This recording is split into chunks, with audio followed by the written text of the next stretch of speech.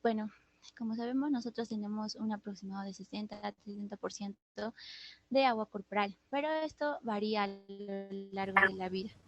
Ya, em, cada vez que vamos aumentando en edad, pues este porcentaje va disminuyendo. Y también inversamente, ¿no? Cuando somos más pequeños tenemos más cantidad de agua, más porcentaje. También podríamos hablar de otras estructuras como el hueso, como las semillas, que a simple vista nos pueden parecer como estructuras más sólidas. Sin embargo, estas estructuras sí tienen agua, aunque el porcentaje sea menor, sí tienen, sí están compuestos, ¿no? Y es muy importante para su regulación. Ya, entonces, para hablar de la estructura, entonces sabemos que está formado por dos moléculas, bueno, dos átomos de hidrógeno y uno de oxígeno. El oxígeno va a tener en su última capa 6 electrones de valencia y el hidrógeno uno, ¿verdad? Entonces, para llegar a su estado en un estado estable, pues el oxígeno va a tener que compartir sus electrones y de esta manera llegar al octeto. Y el hidrógeno va a llegar a 2 electrones. Entonces, de esta manera, eh, estas, estos átomos pues van a estar más estables, ¿no? Este enlace que van a formar es de tipo covalente y como dice aquí la fuerza que se necesita para romper estos enlaces pues es mayor que 110 kilocalorías por mol. Otra cosa muy importante es que el agua es una molécula neutra, porque a pesar de que tenga cargas parciales, como vemos aquí negativas en caso del oxígeno y positivas en caso del hidrógeno, si nosotros sumamos, esto nos va a dar igual a cero, va a ser igual a cero, ya que esta carga parcial negativa va a ser el doble que de estas cargas parciales positivas. Pero, sin embargo, debido a esta estructura que tiene, ¿no? Que un lado está ocupado prácticamente por el átomo de oxígeno y el otro lado por los hidrógeno, es que va a lograr tener cierta polaridad. Y eso es muy importante, sobre todo para su función que vamos a ver que es de disolvencia, de ser disolvente, ¿no? Bueno, entonces como sabemos, estas moléculas de agua pues no van a estar solitas, ¿no? Sino que van a estar unidas a otras en caso de que el agua se encuentre en estado líquido o sólido, ya que si se encontraría en un estado gaseoso, pues no se encontrarían unidas, ¿no? Son más dispersas, aumentan su velocidad. Pero bueno, entonces estos puentes de hidrógeno, si bien es cierto, van a necesitar menos cantidad de calorías que un enlace covalente, ¿no? De 6 kilocalorías por mol, pues al ser múltiples, van a conferir a esta molécula, o bueno, a, a la unión de estas moléculas una gran fuerza, además, y estabilidad también. Además que para que estas uniones sean lo más fuertes, lo más fijas posibles, tienen un carácter unidireccional, ¿no? Entonces tienen un cierto ángulo que deben cumplir, que deben tener para que estos enlaces sean más fuertes. Entonces eso hace que tomen esta conformación media tetraédrica y que en estado líquido se puedan unir hasta un promedio de 3.4 moléculas. Eh, Hay otras fuerzas también que pueden actuar, bueno, como las fuerzas de Van der Waals, que son uniones más débiles que el puente de hidrógeno. También tenemos interacciones iónicas o fuerzas hidrofóbicas, pero esto ya sería en relación a otros solutos, no a las moléculas de agua en sí. Ya. Entonces, ahora vamos a hablar acerca de las propiedades físicas. Dentro de las propiedades, los vamos a relacionar con sus funciones. Una de sus propiedades muy importantes, como ya vimos, es la polaridad, ¿no? Esta propiedad va a hacer que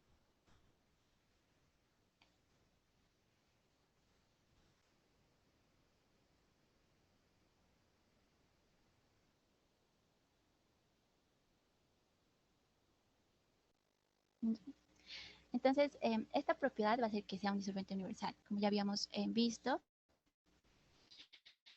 pero sabemos que no es totalmente universal, ¿no? Que siempre va a haber compuestos que no lleguen a ser disueltos por el agua, especialmente sustancias apolares que no tengan esa polaridad.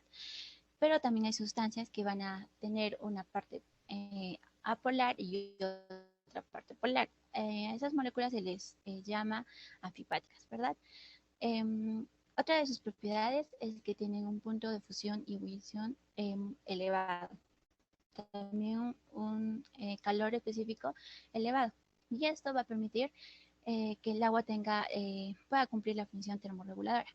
¿Por qué? Porque sus uniones, las fuentes de hidrógeno que van a estar uniendo las moléculas de agua, van a necesitar una gran cantidad de energía para, para romperse. O, por ejemplo, si hablamos de calor específico, es la cantidad de calor que se necesita para que 1 gramo de agua eleve su temperatura en 1 grado centígrado, ¿verdad? Entonces, al tener un alto calor específico, hace que, aunque haya una gran variación de temperatura en el ambiente, el agua no eleve su temperatura fácilmente, ¿sí? Entonces, eso va a hacer que el agua tenga esta función de termorreguladora. Bueno, aquí había un cuadrito así. Entonces, aquí como podemos ver, el agua, a diferencia de otras sustancias, pues va a tener un calor específico mucho mayor, ¿no? 4180 joules por kilogramo por kilo. Ya. Entonces, eh, otra de sus propiedades es que tiene alta tensión superficial. Esto también se debe a los puentes de hidrógeno que van a estar uniendo a las moléculas y eso, por ejemplo, lo podemos comprobar cuando observamos que un insecto puede caminar sobre el agua, ¿no es cierto? Entonces, a pesar de que, como vimos, los puentes de hidrógeno tienen una, una cantidad de kilocalorías mucho menor que lo que se necesitaría para romper un enlace covalente. Aún así, como son múltiples los enlaces, pues sí le da cierta fijación, cierta estabilidad al agua y le permite mantener la forma de la célula. Entonces, eh, entonces, esas son las principales propiedades físicas del agua. Y bueno, dentro de las funciones, las que no hemos hablado son acerca de la función de transporte. Esta función pues está dado por los vasos sanguíneos, ¿no? La sangre, que es la principal, el medio por el cual van a llegar los nutrientes desde lo que se ha absorbido a nivel del tubo digestivo hacia todas las células de nuestro cuerpo. Y otra función es de ser lubricante. Esto es muy eh, en estructuras que van a estar en continuo movimiento, por ejemplo, como las articulaciones, ¿no? Que van a estar en movimiento, en roce de las estructuras continuamente. Entonces, todo eso va a hacer que pueda llegar a desgastarse mucho más rápido. Si no habría este líquido, en este caso sinovial, pues habría un daño, un desgaste mucho más rápido. Pero no es la única estructura que va a estar en movimiento, que necesita una sustancia que lo esté lubricando, sino también el corazón, el líquido pericárdico, el líquido pleural, por ejemplo, en los pulmones. Entonces, por eso es muy importante también la función del agua en esos compartimentos. Ya. Entonces, vamos a hablar acerca de la distribución del agua.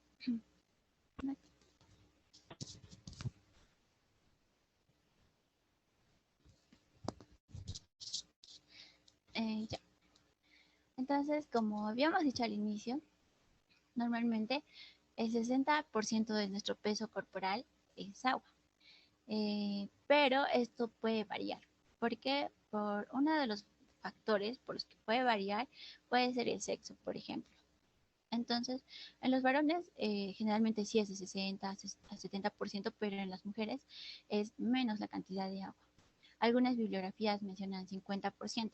¿Eso porque Porque, bueno, fisiológicamente las mujeres tenemos más cantidad de grasa eh, a comparación de los hombres. Entonces, eso hace que el porcentaje de agua disminuya. Otro de los factores que podría hacer variar este porcentaje sería el estado metabólico. Por ejemplo, una persona con sobrepeso va a tender a tener menos cantidad de agua. no va a ser 60%, va a ser menos. Entonces, este 60% se va a dividir en los dos compartimentos principales, que son el extracelular y el intracelular. A nivel extracelular, que es el 20%, va a tener dos subdivisiones, que es el fluido intravascular y el fluido intersticial. Entonces, a nivel del fluido intravascular se encuentra más o menos el 5%. El 5%, bueno, en este caso es 3.5 litros, ¿no? Si sacamos el 5% de 70 kilogramos. En cuanto al fluido intersticial es el 15% que quedaría de este 20% extracelular. Este fluido intersticial va a tener o va a estar ubicado a nivel del espacio intercelular, a nivel del líquido cefalorraquídeo, el líquido sinovial y líquido pleural, pericárdico, todos ellos. Otras bibliografías, por ejemplo, separan el espacio intercelular y estos líquidos, cefalorraquídeo, sinovial, esos los separa o los denomina en conjunto como líquido transcelular. Pero en el libro de referencia en bioquímica, que es el Aquino, pues no, sino solamente lo menciona, por eso es que tampoco lo dividí. Y en cuanto al intracelular, pues es el 40%, como ya vimos.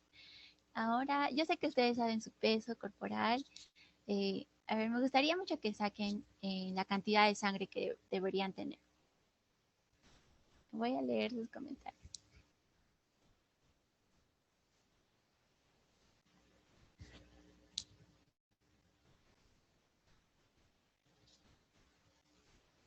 ¿Sí están ahí?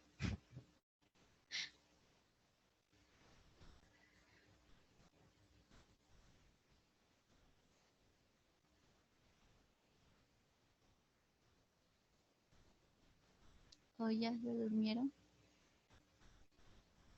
Chicos, señales de vida, por favor.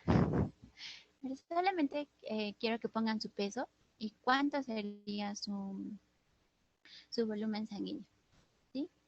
Considerando que sería el 5%, ¿no? Como ya vimos.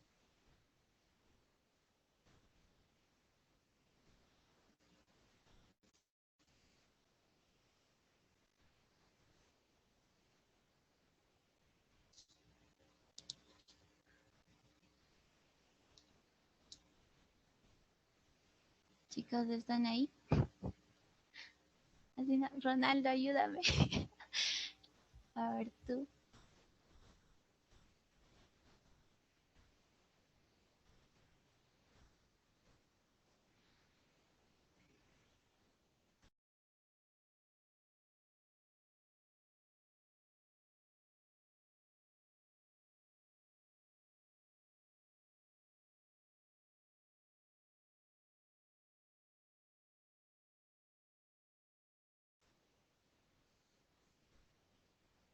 Chicos, ¿sí están ahí?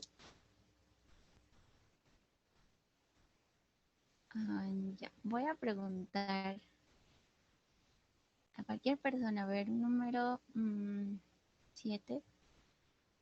1, 2, 3, 4, 5, 6, 7. A ver, Cristian.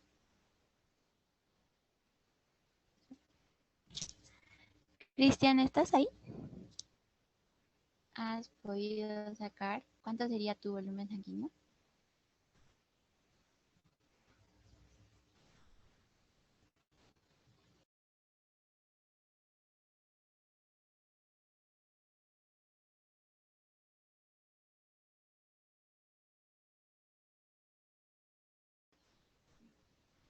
Ok, sí, Cristian, no te preocupes.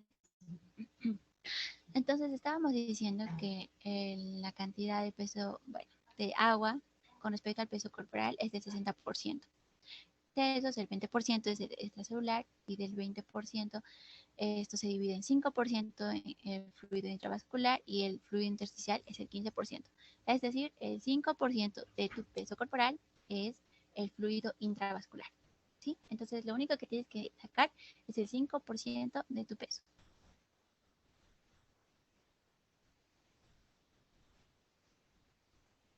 ¿Me entendiste ahora? Está bien, chicos, que pregunten si no me han entendido. O sea, lo, lo que al final pues, queremos lograr es que podamos entender un poco más acerca de las propiedades del agua, ¿no? Yo podría quedarme hablando y quizás no llego a explicarme bien y creo que no llegaríamos a cumplir ese objetivo que tenemos. Entonces, si no entienden algo, tienen que decirme, por favor. O sea, se los agradecería mucho. ¿Me entendiste o lo explico? No.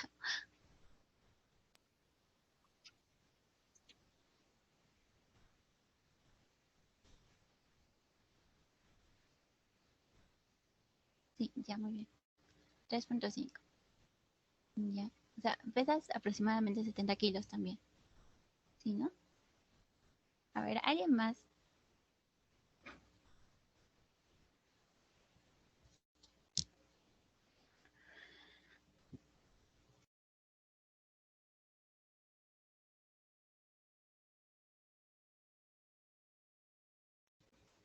Ya, muy bien. A ver, ¿alguien más? Un voluntario. O si no, otra vez voy a llamar a la sala.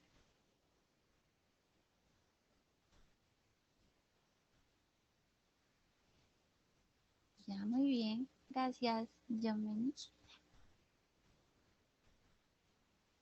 Gracias, Víctor. Ya, muy bien, chicos. Entonces sí me he entendido esa parte.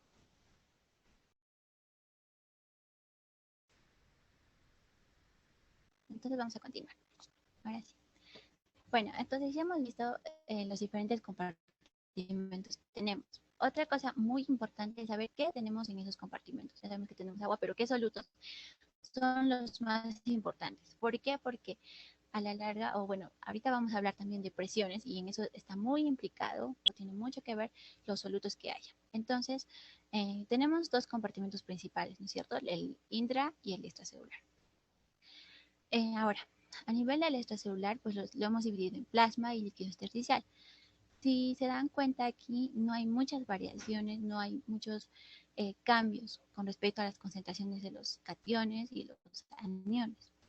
Lo que sí podríamos resaltar del plasma, a diferencia del líquido intersticial, es de que en el plasma van a haber proteínas, que son macromoléculas que van a tener un elevado peso molecular y que van a estar como atrapadas en los vasos sanguíneos y no van a pasar hacia el líquido intersticial. Entonces, esa sería una de las grandes diferencias entre el plasma y el líquido intersticial.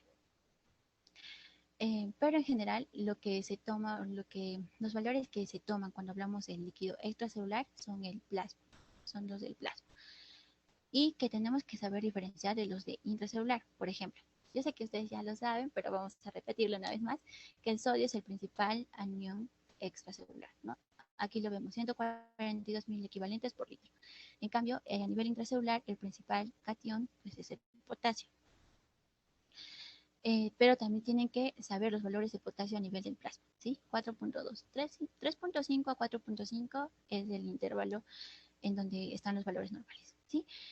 Otro valor que ustedes tienen que memorizarse, sí o sí, bueno, ahora no, bueno, pero les va a servir para el siguiente tema que van a ver, que es de pH, es el valor del bicarbonato, que es 24 mil equivalentes por litro.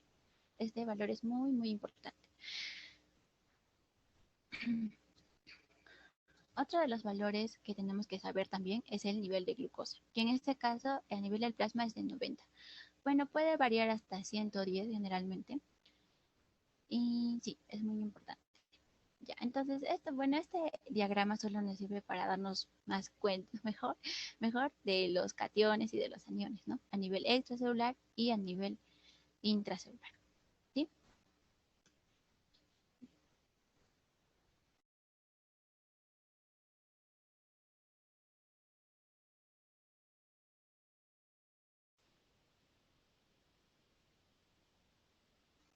Entonces, ahora vamos a hablar acerca de la movilización entre los compartimentos. Compartimentos. Ya, entonces, nosotros sabemos que el agüita tiene que llegar hasta las células, ¿verdad? Pero ¿cómo llega? O sea, yo me tomo un litro de agua y cómo llega hacia la célula de mi uña, por ejemplo. Entonces, esto se va a dar porque A nivel de, si yo tomo 1 litro de agua, por ejemplo, eso va a llegar a mi tubo digestivo. De mi tubo digestivo va a ser absorbido hacia los vasos sanguíneos, ¿no? Que se encuentren en esa zona. Ahora, lo que va a pasar es que tengo ya el agua en la sangre, ¿no? En los vasos sanguíneos. Esto va a llegar hasta los capilares, y de los capilares, como vemos aquí, tenemos 3 tipos de capilares, que son los continuos, los fenestrados y los sinusoidales. Entonces, obviamente que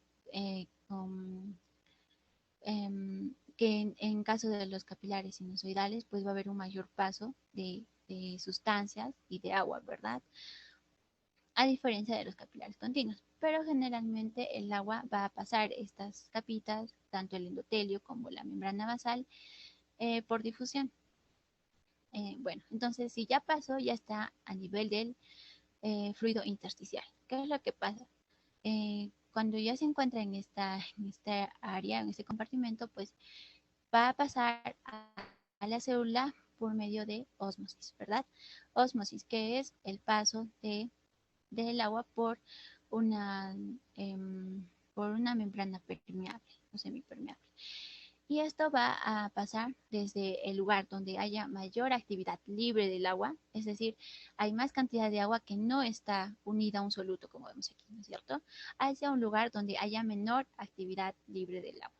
Sería en este caso, ¿no? Y menos, la mayor cantidad de agua está pegada a su soluto. Entonces, es así que, o esa es la dirección que toma el agua en caso de ósmosis. Y en ósmosis hay se necesita energía para que pase el agua, ¿no, verdad? Pasa por simple difusión. También hay otros modos de que pase el agua, por ejemplo, por canales de acuaporina, pero en ósmosis no necesita canales, es simplemente por difusión.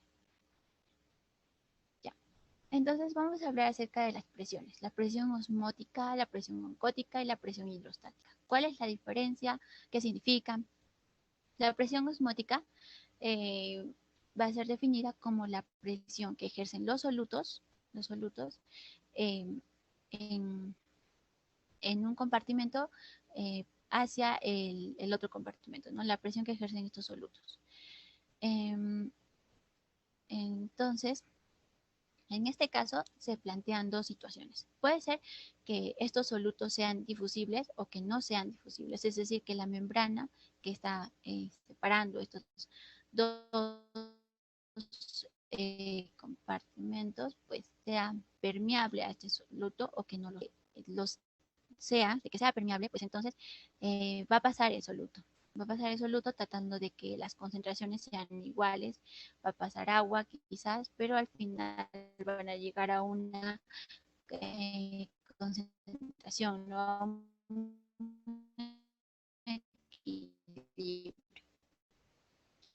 En cambio, también puede ser que estos solutos sean impermeables.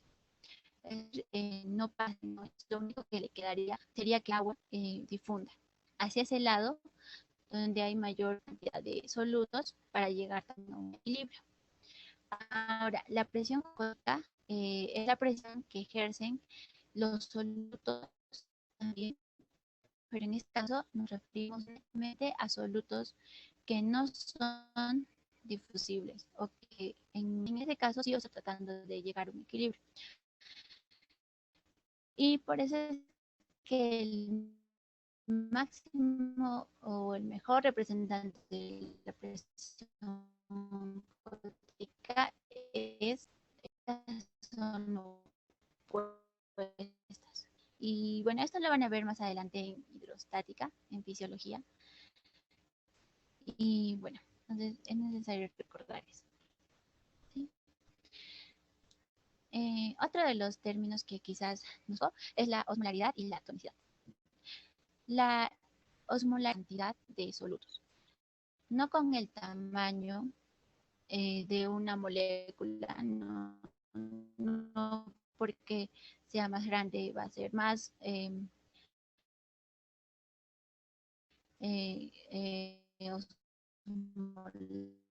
osmolar, por así decirlo, que otra, sino tiene que ver con la cantidad de partículas. ¿sí? Por ejemplo, glucógeno y una glucosa, por ejemplo, por glucosa, una cosa. Igual, la osmolaridad es la misma porque los dos solo son una partícula, ¿sí? O sea, una molécula, o, o bueno, son solutos, por así decirlo, que em, las, un osmol. Y la tonicidad tiene que ver con el comportamiento de la célula cuando se encuentre en medios que tengan mayor o menor concentración, ¿sí? Entonces, bueno, para poner un ejemplo, por ejemplo, entonces, si queremos decir o comparar una sustancia que sea hiperosmolar y otra hipertónica, pues tenemos que nos planteamos esta situación, ¿no? Entonces tenemos una solución que es hiperosmolar, es decir, tiene muchas partículas, eh, tiene digamos unas 5 partículas a diferencia de otra que tiene 3, ¿sí? Ahora, al igual que el concepto anterior de la presión osmótica, la osmolaridad eh, también va a depender mucho de que el soluto sea difusible o no difusible. Es decir, creo que es decir, tenemos esta sustancia que es hiperosmolar, ¿verdad? Entonces, lo que va a pasar es que puede que este soluto sea difusible. Si este soluto va a pasar por la membrana, tratando de equilibrar ambas concentraciones, y al final la célula, bueno, el otro compartimento que tenía 3 moléculas nada más, va a llegar a tener 4, ¿verdad? Y el otro también se va a quedar con 4. Entonces, va a entrar también por esa molécula que está ingresando, también va a arrastrar agua, ¿sí? Entonces, al final vamos a tener 2 células que van a tener el mismo volumen, ¿no? La célula que inicialmente tenía 3 moléculas, pues ahora va a ser un poco más grande porque está albergando a una molécula más y el agua que trae consigo esa molécula. Y eso es lo que tendríamos en caso de una solución hiperosmolar. Pero, ¿qué pasaría en caso de una solución que es hipertónica? Entonces, cuando tenemos una solución que es hipertónica, digamos los 5 solutos, ya que hemos puesto en otro ejemplo, los mismos 5 solutos, ¿no? Y nuestra célula, que en este caso son los glóbulos rojos, va a tener 3. Tampoco puede dividir. O sea, no, eso hace que a la célula, en este caso al glóbulo rojo, no le quede más remedio que sacar agua, ¿no? Que sacar agua para que la otra llegue la misma concentración. Entonces, por eso es que las células, cuando están en un medio hipertónico,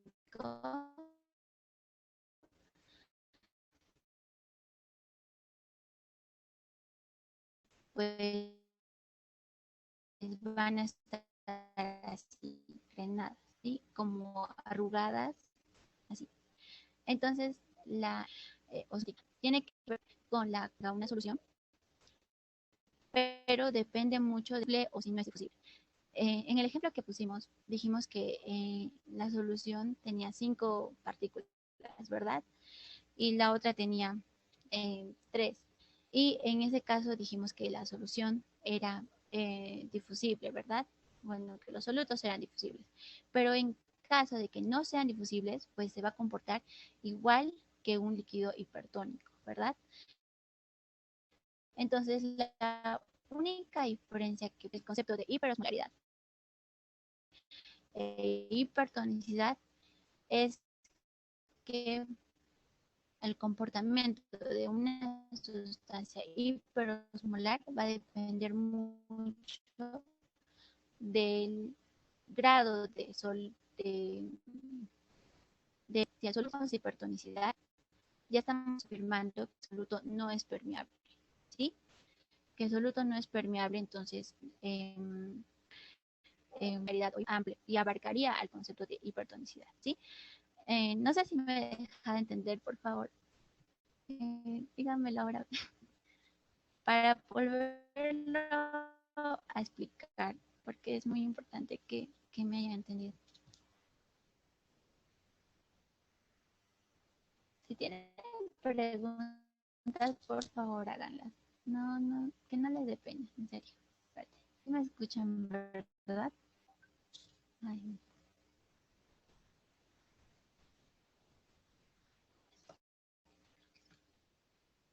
chicos, ¿están ahí? ¿Se escucha?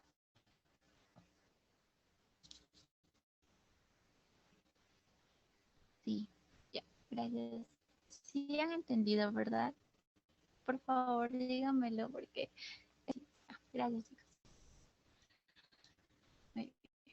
Entonces, bueno, entonces ya sabemos cuál es la diferencia y en caso de que se esté único, pues no va a haber ni ganancia ni pérdida, ¿no es cierto? En caso de que esté en un medio hipotónico, entonces la va por concentración hacia la célula. Entonces se va a hinchar, como vemos aquí. Pues. Entonces ahora vamos a hablar acerca del equilibrio o balance hídrico. Esto lo vamos a dividir entre los ingresos y los egresos, que siempre tienen que estar equilibrados, ¿sí? En cuanto a los ingresos, pues tenemos la ingesta de líquidos y de agua, que es aproximadamente 2.100 mililitros. ¿Sí? Una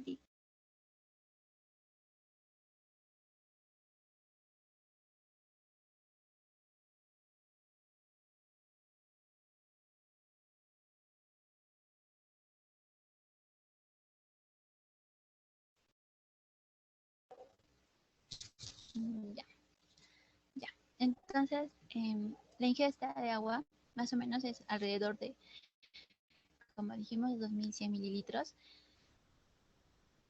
Y también vamos a obtener los hidratos de carbono. Como ustedes ya lo van a ver cuando hagan metabolismo de carbohidratos, en cada una de las reacciones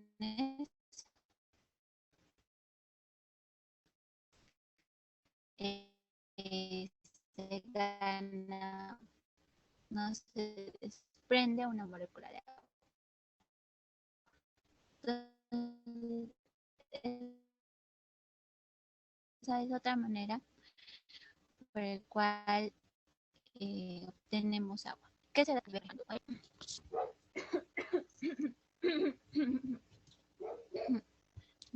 Disculpen, es que a veces se me va muy rápido la voz.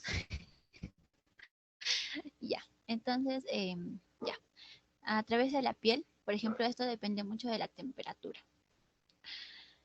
Ya, tenemos que tener en cuenta que las pérdidas insensibles no siempre van a ser 700 mililitros. Esto va a variar mucho. Por ejemplo, si alguien ha hecho actividad física intensa, va a estar respirando con mayor frecuencia, ¿verdad?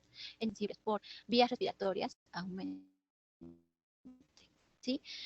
Eh, ya. Aparte de eso, también tenemos sudor, que es de 100 mililitros aproximadamente, por las heces y por la orina de 1.400 mililitros. Entonces, eh, entonces, todo esto es muy importante tenerlo en cuenta y más que todo en qué momento se usa, ¿no? Porque normalmente cuando vas al médico no te dicen, ¿no?, cuánto has tomado de agua o no calculan, ¿no?, cuántas veces has orinado, pero más que todo esto es muy importante en pacientes que tienen problemas cardíacos y renales. Esto porque estos pacientitos, eh, por ejemplo, si tienen una insuficiencia cardíaca, pues no podemos darle un... ¿Por qué? Porque no va a poder regularlo, va el corazón como no puede bombear, esto se va a almacenar, ¿no? Primero va a ser más presión a nivel del ventrículo, después a nivel de la aurícula, después a nivel de las venas, y esto finalmente, por la presión hidrostática que ya habíamos estudiado, pues va a llegar a nivel intersticial, formando los edemas que vamos a ver al final. ¿Sí? Entonces, lo mismo está mal, entonces no va a poder filtrar, ¿verdad? Si no puede filtrar ese líquido a nivel de las vías urinarias, a nivel de las nefronas, a nivel de los capilares y todo, y va a llegar también a hacer edemas el paciente, ¿no? Por eso es que esto, más que todo, se toma muy, muy al milímetro en casos de pacientes con patología renal y cardíaca. Ya, entonces, ¿cómo funciona la regulación del equilibrio hídrico? Ya, entonces, a nivel central vamos a tener osmorreceptores que continuamente están sensando la concentración, ¿no es cierto?, de solutos a nivel del plasma. Entonces, en caso de una deshidratación, por ejemplo, esta osmolaridad va a aumentar. Al aumentar, esto va a ser detectado por estos osmorreceptores, que van a comunicar al núcleo paraventricular y supraóptico. ¿Para qué? Para que sinteticen la antidiurética. Esta antidiurética va a ser almacenada a nivel de la neurohipófisis. Como vamos aquí, aquí, aquí, aquí ya. Entonces va a ser almacenada a nivel de la neurohipófisis y va a ser secretada, ¿no?, a nivel al plasma, y esto va a llegar a tres lugares importantes: al músculo liso, donde va a se contraigan, ¿sí? Produciendo vasoconstricción arterial. ¿Esto por qué? Porque si hay una deshidratación, la volemia está baja, ¿verdad? Y la presión también baja. Entonces, lo que quiere hacer con esta vasoconstricción esta hormona, pues, es mantener la presión arterial, ¿sí? Ahora, la ADH también va a llegar a nivel de la adenohipófisis, estimulando una mayor secreción de ACTH, adrenocorticotropina, ¿sí? Pero su función principal va a ser a nivel del riñón. En el riñón, normalmente, esta es una nefrona, ¿no? Normalmente a nivel del túbulo contorneo proximal es donde se rapsa agua y disolutos, ¿sí? Lo que va a hacer esta hormona antidiurética, como aquí y aquí, a nivel de las células del túbulo distal y los túbulos colectores, y lo que va a hacer es, bueno, segundo mensajero con el AMP cíclico,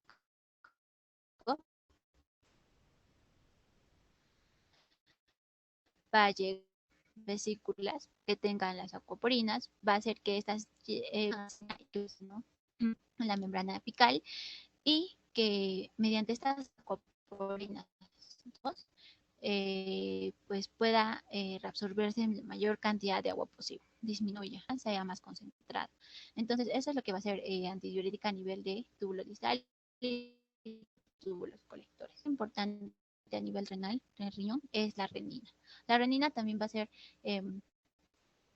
estimulada por niveles bajos de cloruro de sodio, principalmente de cloro. También por la actividad simpática y por una disminución del flujo sanguíneo renal. Entonces, todo esto hace que renina se active y que pueda convertir el angiotensinógeno en angiotensina 1.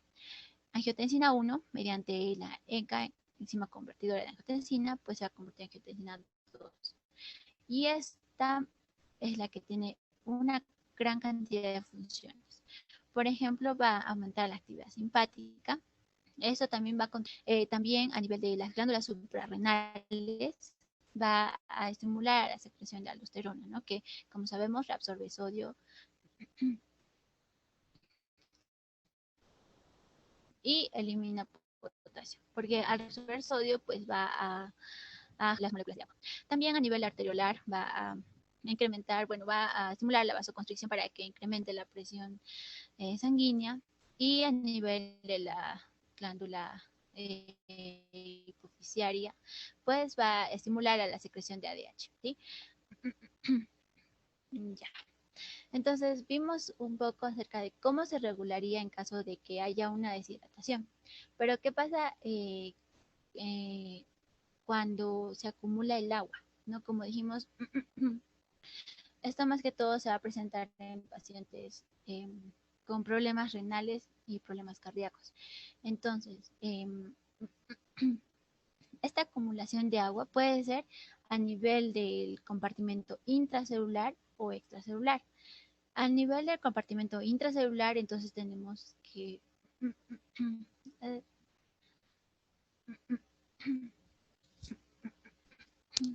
Ay, perdón. Ya, un ratito.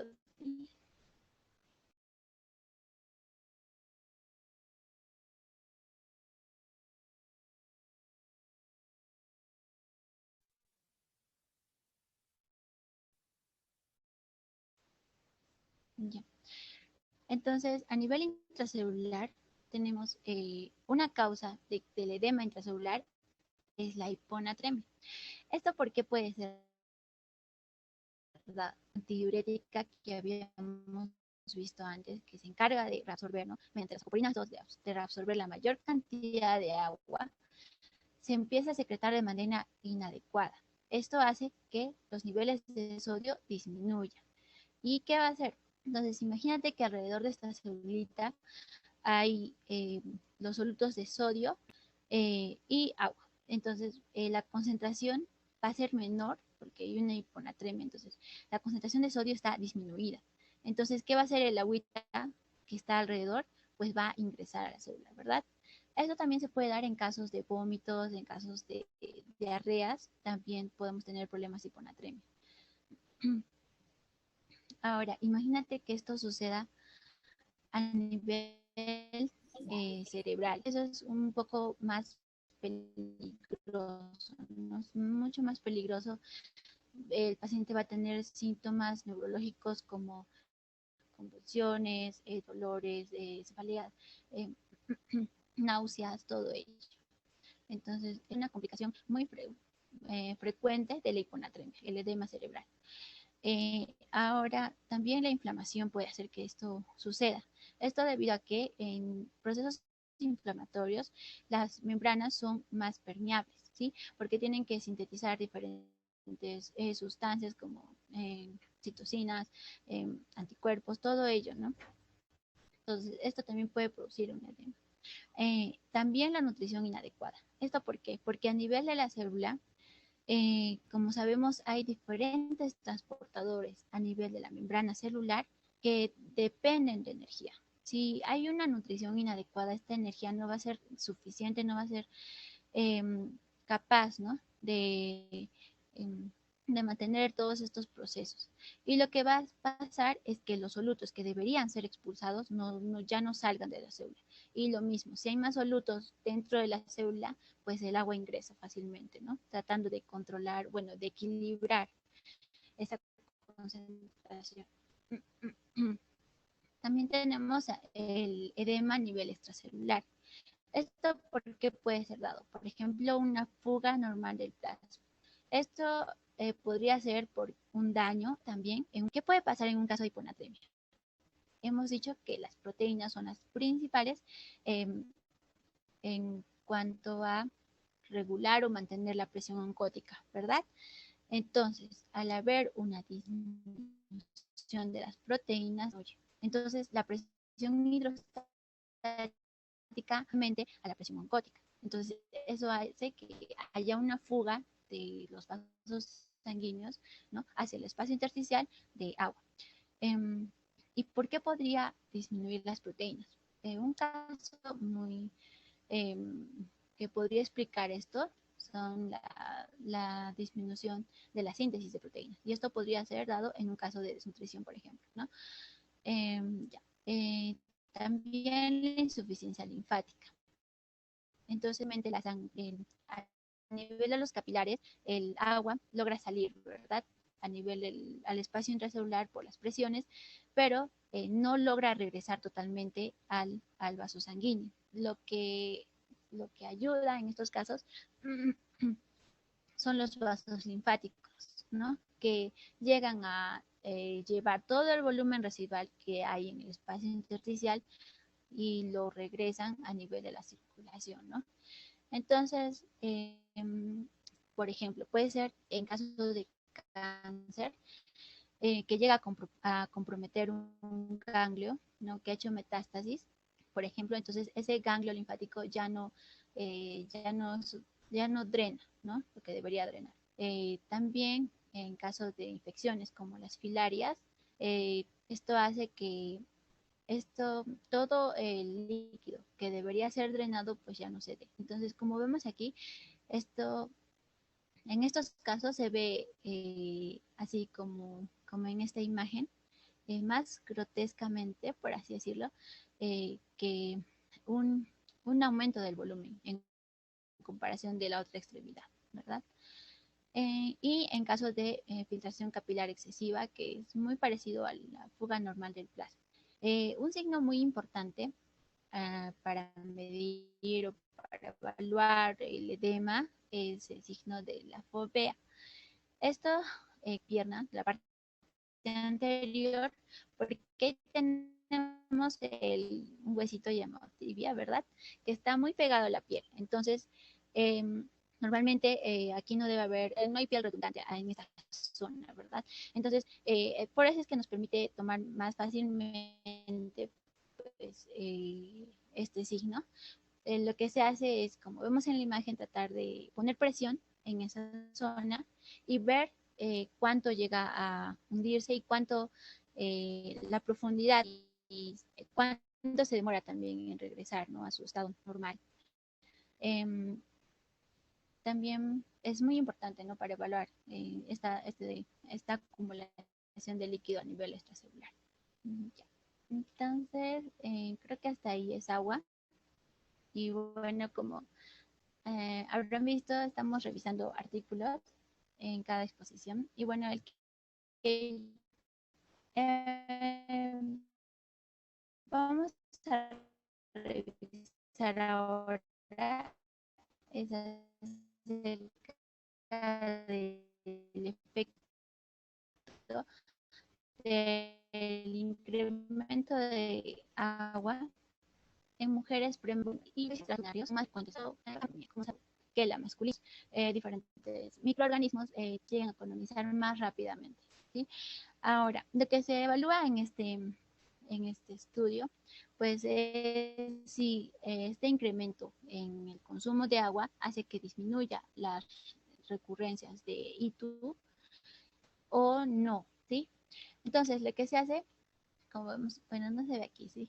Pero de 163 mujeres que fueron evaluadas, al final quedaron 140. De esas 140 las dividieron en dos grupos, uno que era el grupo control y el otro el grupo que pues se les dio agua, ¿no? Para que tomaran. Entonces, hicieron es evaluar a los 6 meses y a los 12 meses. Y lo que se vio al final fue que las pacientes del grupo de agua, por así decirlo, que tomaron agua, que fue aproximadamente 1000 kilos de agua antes del desayuno, para que lo tomen, ¿sí? Ahora, lo que se vio es que, por ejemplo, en el grupo de que tomaron agua, las mujeres que tomaron agua, pues la mayoría tuvo episodios de 2 episodios, como vemos aquí, en comparación del grupo control, donde la mayoría tuvo 3 episodios y llegaron hasta 4 y algunas hasta 5. También se evaluó la cantidad de vaciamientos que fueron aumentó, ¿no? La base era de 6. Al inicio del estudio, ambos grupos tuvieron 6 vaciamientos al día, eh, pero a los 6 y a los 12 meses pues aumentaron el grupo que también se evaluó em, se evaluó la osmolaridad de la orina, que también había disminuido en el grupo de mujeres que habían tomado agua. Ya. Entonces, en cuanto a los resultados, lo que se vio es que en el grupo de mujeres que tomaron agua, El número de cistitis de episodios recurrentes de ITU fue de 1.7 en promedio y en el otro grupo fue de 3.2 en el grupo control. También se vio que, o sea, en total se tuvieron 327 episodios de cistitis, de los cuales 111 fueron en el grupo de mujeres que tomaron agua y 216 en el grupo control. También se evaluó los regímenes de antimicrobianos y el grupo que tomó agua fue el número de regímenes pues fue 1.9 y el otro grupo de 3.6. Eso es muy importante, sobre todo porque, como sabemos, los antibióticos pueden generar resistencia si no son utilizados de la manera correcta, ¿verdad? Entonces, al final, lo que es la conclusión a la que llegaron los investigadores fue que sí, efectivamente, el incremento de agua, de la ingesta de agua en estas mujeres que tenían ITU recurrente, fue una estrategia o es una estrategia útil, o sea, sí sirve para disminuir, ¿no?, estos episodios de cistitis. Entonces, eso fue la investigación que revisé. Ya. Y bueno, ya con eso terminamos, creo. Ay, bueno, aquí traje una frase que dice, si el plan no funciona, cambia el plan, pero no cambies la meta. Bueno, durante la carrera siempre va a haber momentos que quizás nos sintamos muy mal, ¿no? Por los resultados que podamos obtener, porque quizás no son los que esperábamos, quizás pensemos que no lo merecemos porque estamos dando lo mejor y simplemente no está funcionando. Eh, Hay muchos momentos que, bueno, ustedes todavía están en primero, yo sé que tienen todas las ganas y espero que les vaya muy, muy bien, pero si en algún momento llegan a sentirse frustrados, o piensan que la carrera no es para ustedes o cosas así, ¿no? Porque no es fácil. Lo que yo les podría decir es que traten de cambiar, ¿no? La manera en que están estudiando, quizás tendrán que sacrificar muchas cosas que les gustaban, ¿sí?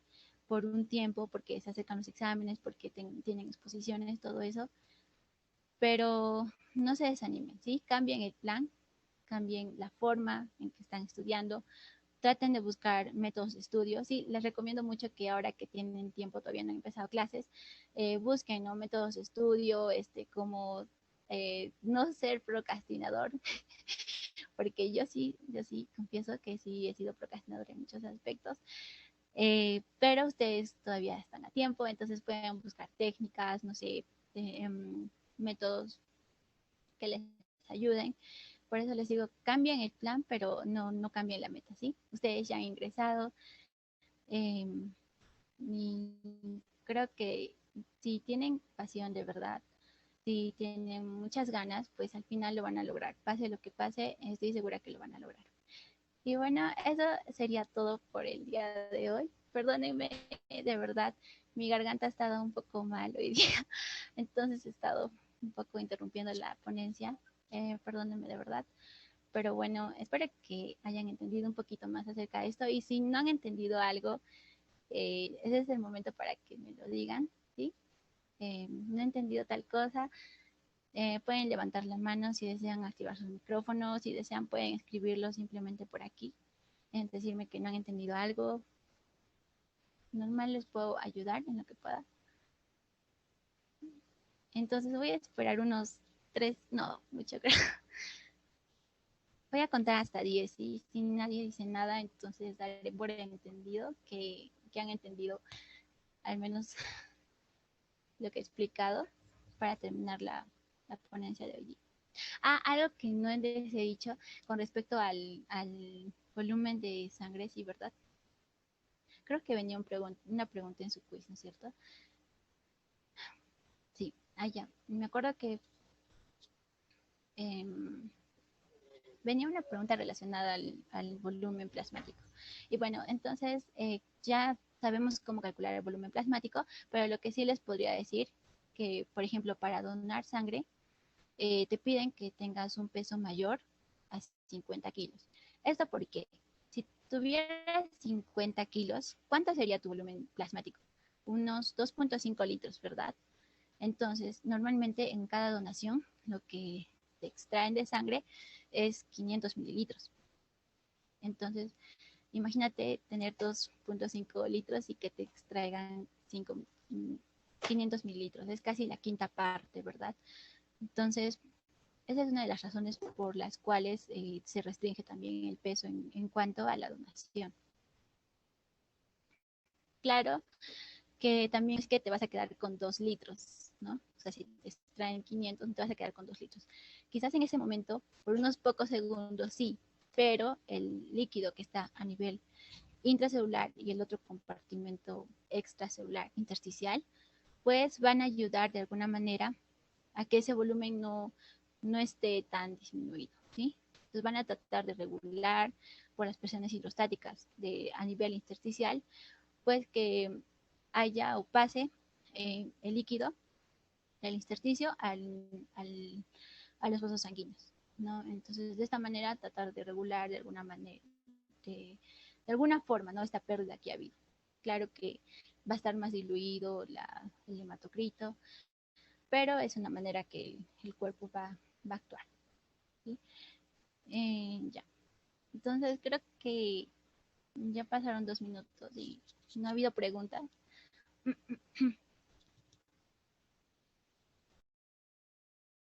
Damaris, nos mencionan en el chat lo de la presión oncótica. Si podrías repetir ello.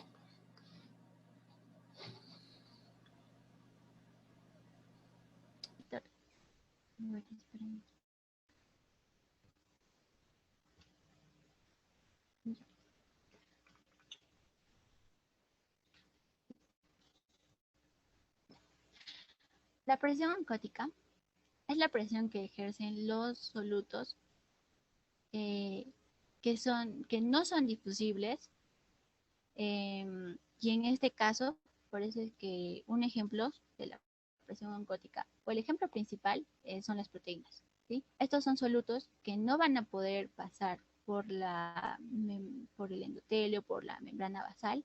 Entonces, esta presión que ejercen va a hacer que el agua fluya desde eh, desde el compartimento que tiene menor concentración o mayor cantidad de agua libre, ¿sí? Hacia el que tiene menor cantidad de agua libre, ¿sí? Entonces, la presión oncótica es la presión que ejercen los solutos no difusibles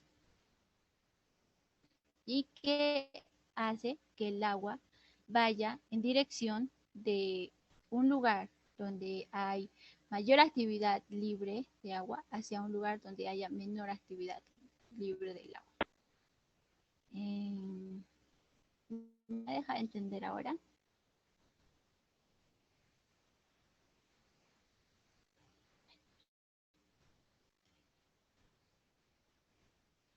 Ya, gracias. Ya. Y ahora sí creo que no hay más preguntas. Ya, sí, creo que sí. Entonces, Ronaldo, creo que podemos terminar. Gracias, Gonzalo. Bueno chicos, si no hubiera más preguntas, daríamos por concluido la ponencia del día de hoy, el tema del día de hoy. Vamos a pasar el post-test en unos momentos por el chat. Muchas gracias, Damaris, por la ponencia. En serio, ha estado bastante completa y sobre todo enfocada quizás a los puntos que son resaltantes, sobre todo en la parte clínica, ¿no? Muchas gracias chicos por su asistencia. Ya está el link del post-test en el chat.